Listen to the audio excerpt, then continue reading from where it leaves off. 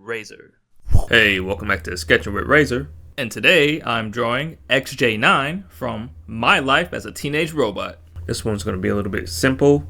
Once again, I'm drawing a character based off of one of the tutorials on Line Sensei's channel.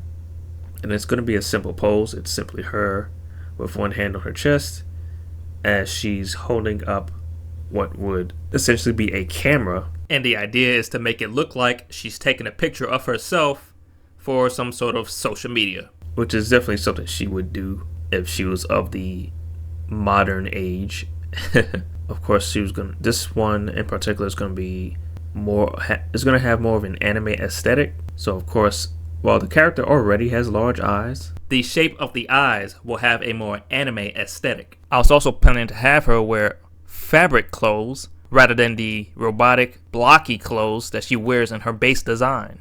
I was also going to add some shading and highlights to match the fact that she has a metallic surface. From what I remember with the show, they don't really give her heavy shading and really bright highlights. They use mostly flat colors and flat shading. It's been a while since I've actually seen the show, but I remember liking it and thinking it was kind of funny and sort of cool, especially when it came to XJ9's various weapons and robotic parts that she can either create or attach to herself. I mean, we're talking about the usual anime laser blasts, rocket fists, giant spiked fist, and I think at one point, in the intro, she turns her hair into this giant drill. Like, what? How is she even doing these things? I just realized that this show also reminded me of Powerpuff Girls from Cartoon Network, where it's these superpowered little girls just goes around the city beating the crap out of villains and saving the day, which is similar to XJ9. Both shows are really good, but I think Powerpuff Girls were a lot more brutal and kind of gory now that I think about it. In the intro, when the Powerpuff Girls are beating up all the villains, there's pieces of the villain being destroyed, like teeth getting knocked out, blood spewing, and Mojo Jojo, who's known to have this huge brain, contains it in this huge canister on top of his head.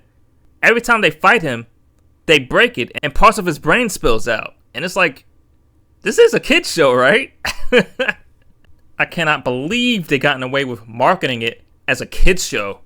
As for My Life as a Teenage Robot, not a lot of things comes to mind in terms of the show that I can remember, since it's been so long since I've seen it. Aside from instances within the show where she would do things to try and fit in with the humans. One of the things that I vaguely remember was, I believe, other kids were getting piercings, and because she didn't actually have any ears, she couldn't get any piercings. So I think she went to her mother to get her to create giant ears, of which she can then pierce.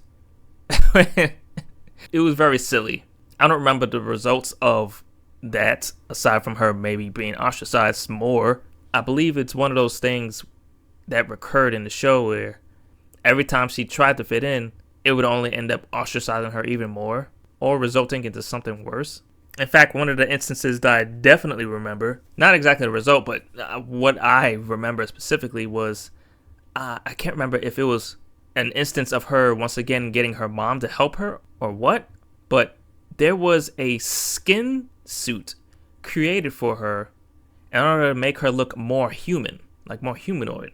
But the actual skin suit looked like a patch job. And from what I remember, in her mind, she thought she looked like a full-on human, but to everyone else, she looked like a freaking horror creature. I remember being so creeped out by it that I even later on my DeviantArt account, creating a horror version of that, where it's like this giant XJ9 and this huge skin suit all stitched together like she's a Frankenstein creature. I didn't make it bloody or anything. I just made the skin suit look more fleshy and creepy. Had a lot of dark shadows on her, as well as have her eyes glowing at the viewer. It was pretty crazy. Okay, I found the old art that I posted back in 2021, and I named it XJ Stein. Very clever. But that's all I got for you guys today. I hope you guys have a good one. And to make sure to keep your mind, body, and soul razor sharp.